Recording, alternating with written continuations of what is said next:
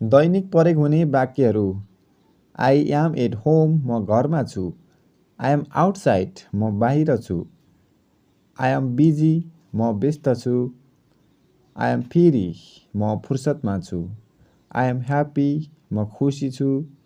I am shed म दुखी छु। आई एम रेडी म तयार छु। आई एम हङ्ग्री म भोको छु।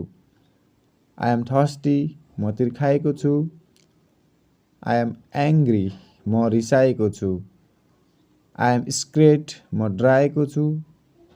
आई एम बाथिङ म नुहाउँदैछु। आई एम इटिङ म खाना खाँदैछु। आई एम स्टडिङ म पढ्दैछु। आई एम थिङ्किङ म सोच्दैछु।